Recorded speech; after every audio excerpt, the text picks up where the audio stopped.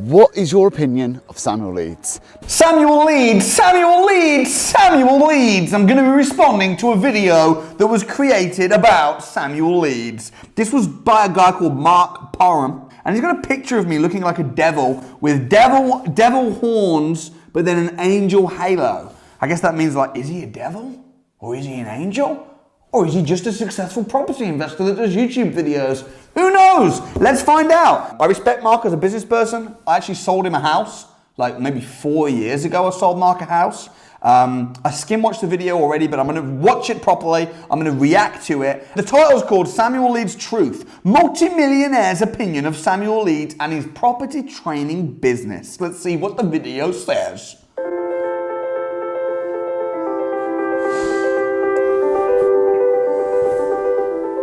Hello and welcome to my channel. My name is Mark Parham. I'm an entrepreneur and property investor. And in this video, we're going to be discussing one of the most commonly asked questions to me. What is your opinion of Samuel Leeds? Now, really? That's the most common question that anybody asks you when you're talking with people and doing your consultation calls. Not how you doing, not how can you help me. No, the most common question you get asked is, what do you think about Samuel Leeds? Really? Okay. Now, the internet seems to be obsessed, so I'm going to give my 2 pennies worth in this video. I'm going to do it completely unedited, and you're going to know exactly my thoughts on the whole business model that Samuel operates. Is the internet really obsessed with me? I mean, maybe some people are, but yes, come on, Mark, add your 2 pennies. Let's hear. The world is waiting to know what Mark thinks of Samuel Leeds. So, before we get into the video, if you could give this a big thumbs up, a big like, my marketing guy says that really helps me out with the algorithm. So have you done that? So my name is Mark Parham. I've got about £3 million worth of UK rental property. I've also got about £1 million worth of projects in development in terms of property. I run multiple 7-figure businesses, and I've been in business about 15 years. So I'm pretty well versed with the world of business and the world of investing. Hopefully it's this experience that gives me a bit of a balanced view of the sensation that is Samuel Leeds and all the controversy that sort of surrounds his companies and himself. So let's have a look at what it is that Samuel Leeds does and why he's so controversial. So he seems like a pretty successful guy, and I always think it's important to try and figure out people's agenda. You know, like, okay, if he's successful, he's making good money, why would he do a YouTube video giving his opinion on me? I don't know what his agenda would be, but hey, let's keep watching. So Property Investors with Samuel Leeds is his training company. This is really where the controversy is all around. Now, what they do is they sell training courses on how to become financially free, how to invest in property with no money down, how to become a deal sourcer, lease option agreements, all these sort of strategies around the property industry. Now, initially, Samuel obviously puts out lots and lots of free content on his YouTube channel, lots of which is absolutely fantastic. I've watched lots of it myself, and I think it's really, really good. And then there is a free crash course, which again, I have attended, and I thought was a very good program for anybody who wants to get a basic knowledge of all the different strategies and all the different things that are available for you in the property investing world. I'm kind of waiting for a but here, you know. He said, like, his YouTube's great, his crash course is great. I'm like, yeah. I'm waiting for a but. I'm waiting for a but. The problem that this business model has is that after you do the free crash course, obviously there is advanced training that's for sale. Now, any business that sells a product where you can't guarantee a positive outcome for your client is always going to face scrutiny and criticism from a select group of clients that it's not successful for. He sells an intangible product, a training course, something that you can't really judge on whether it's been delivered correctly or not.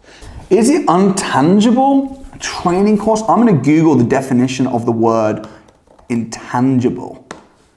Intangible is not able to be touched, not having a physical presence. So if you come along to one of my training programs, it has got a physical presence. It's a real thing. I don't know. I guess it depends how you define intangible exactly. I guess it's no different from if you go to university.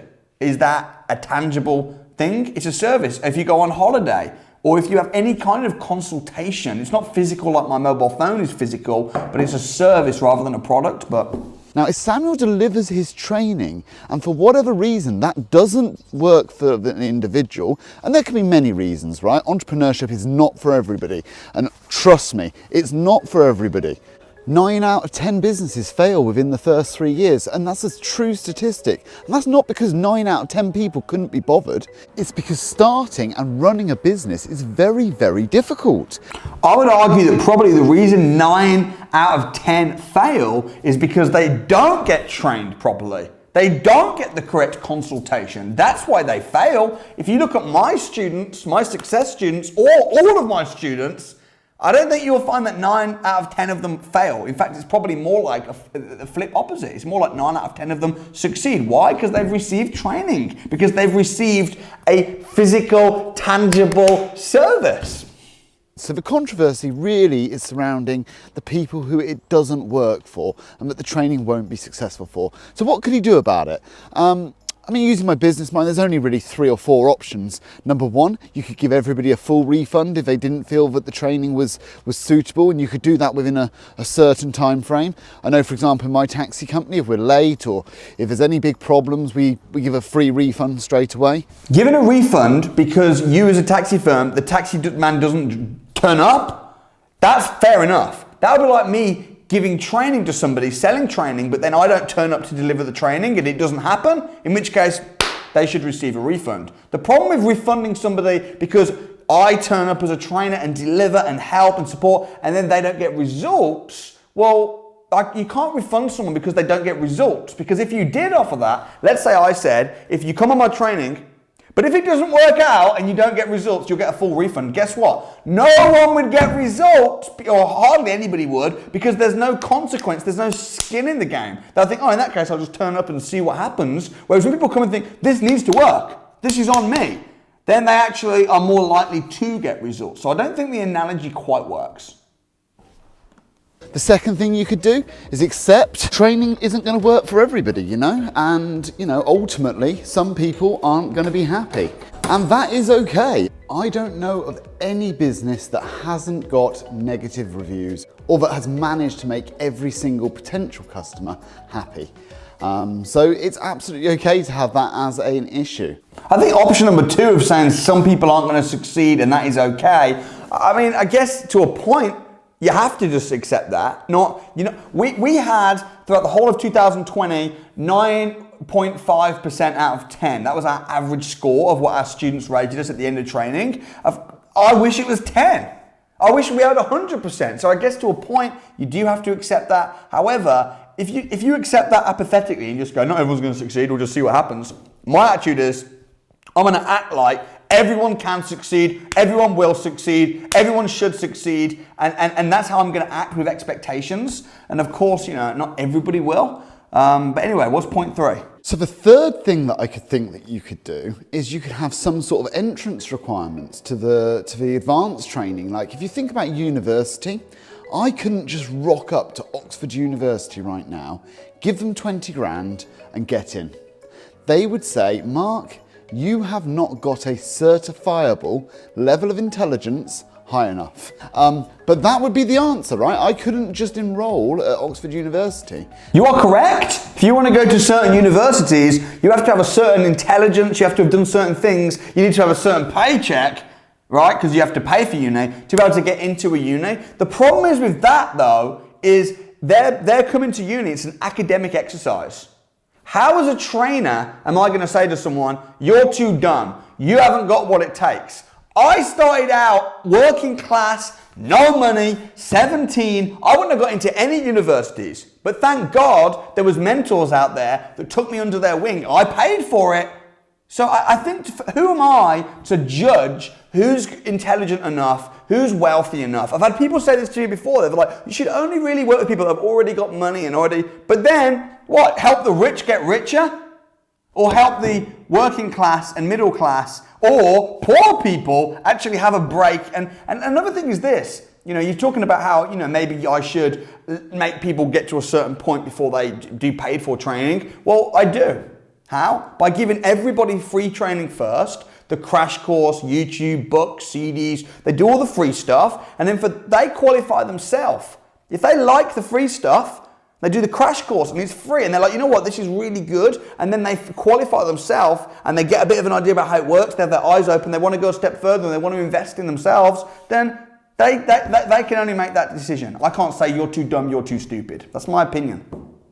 What I would say is, in terms of my opinion of Samuel Leeds and his companies, I have recently enrolled in the Samuel 365 to get a more broad knowledge of his business, and also to get a better understanding of himself as a person and the people that he surrounds himself by. And so far to date, I've really enjoyed those meetings. We've been doing a weekly webinar call, so I will come back and do a review of Samuel 365 in the next couple of weeks. So far Mark has been happy. I'm glad to hear it. And Mark, I welcome you to do a review of Samuel 365, and I'm sure you have nothing other than good things to say. So I've got a little bit more information for you. He's got an issue whereby the training will not work for everybody, and that is just a fact. And the thing is, you say I've got an issue that not everyone's going to be successful in that, but I don't think there's a property training company on the planet that has the success rate that we have. I don't think it exists. So I don't know why it's like I have a problem. I mean, isn't that the case for every single training company and university on the planet? I hope this video has been useful for you. I've been Mark Parham. Please subscribe. Thank you so much. I mean, I think it's healthy and important to challenge people, to test, to try and see how things could be done better, differently. Listen, I'm growing, I'm learning as a property investor, as a trainer, I'm open to critique. So the reason I responded to Mark's video was because he was genuinely just challenging and asking questions. He's done the training. He wasn't saying lies. I guess he was trying to clickbait me a little bit, but that's okay. So Mark, if you're watching this, I wish you all the very best in your property business. I wish you all the very best with your YouTube channel. I'm glad you're a customer, and I look forward to seeing your review. And guys, let me know what you think. Comment below. Do you think my response was reasonable? Do you think Mark's video was reasonable? Let me know your thoughts. Comment below, and I look forward to seeing you next time.